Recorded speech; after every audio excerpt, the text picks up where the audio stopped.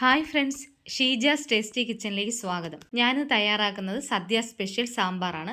വളരെ പെട്ടെന്ന് നമുക്ക് നല്ല സിമ്പിളായിട്ടൊരു സാമ്പാർ തയ്യാറാക്കുന്നത് എങ്ങനെയാണെന്ന് നോക്കാം.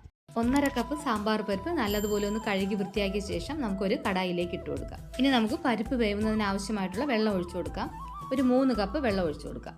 ഇനി അതിലേക്ക് ഒരു 10-12 ചെറിയ ഉള്ളി, അതുപോലെ ഒരു 5-6 കഷ്ണം ചേമ്പിൻ്റെ പീസ്, അതും കൂടെ നമുക്ക് ഇതുപോലെ ഒന്ന് കട്ട് ചെയ്തിട്ട് കൊടുക്കാം. ഇനി ആവശ്യത്തിനുള്ള ഉപ്പ് ചേർത്ത് കൊടുക്കാം. 1 ടീസ്പൂൺ ഉപ്പും കൂടെ ചേർത്ത് നമുക്കൊന്ന് അടച്ചു വെച്ച് നല്ലതുപോലെ ഒന്ന് വേവിച്ചെടുക്കാം. പരിപ്പ് നല്ലതുപോലെ വെന്ത് വന്നിട്ടുണ്ട്. നമുക്കിനി കട്ട് ചെയ്ത് വെച്ചിരിക്കുന്ന വെജിറ്റബിൾസ് ഇതിലേക്ക് ചേർത്ത് കൊടുക്കാം. വെജിറ്റബിൾസിനൊക്കെ പ്രത്യേകിച്ച് അളവിൻ്റെ ആവശ്യമൊന്നുമില്ല. നമ്മുടെ ഇഷ്ടത്തിനനുസരിച്ചുള്ള വെജിറ്റബിൾസും ചേർക്കാവുന്നതാണ്.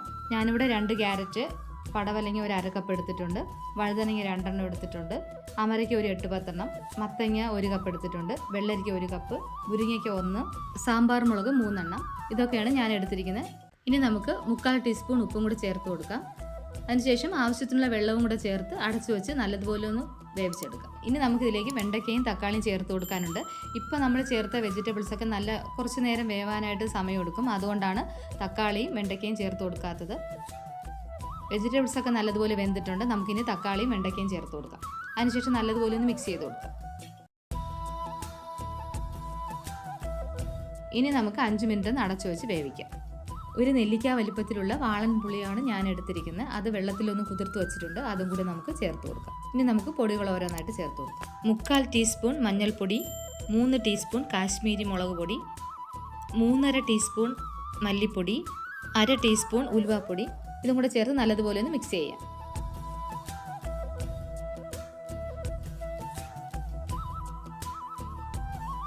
ഇനി നമുക്ക് ഇതിലേക്ക് കായപ്പൊടി ചേർത്ത് കൊടുക്കാം. കട്ട കായ ഉണ്ടെങ്കിൽ അത് ചേർക്കുന്നതാണ് നല്ലത്. ഞാനിവിടെ കായപ്പൊടിയാണ് ചേർത്ത് കൊടുക്കുന്നത്. ഒരു 3/4 ടീസ്പൂൺ കായപ്പൊടി കൂടി ചേർത്ത് നല്ലതുപോലെ ഒന്ന് ഇളക്കി കൊടുക്കാം.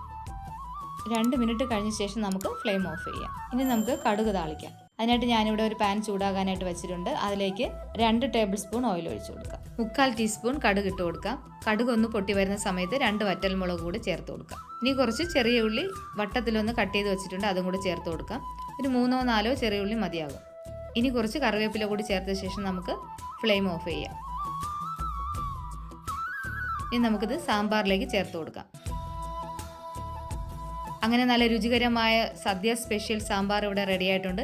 നിങ്ങളെല്ലാവരും ഇതൊന്ന് ട്രൈ ചെയ്ത് നോക്കണം. ഇഷ്ടപ്പെട്ടാൽ ലൈക്ക് ചെയ്യണം, ഷെയർ ചെയ്യണം, സബ്സ്ക്രൈബ് ചെയ്യണം. താങ്ക്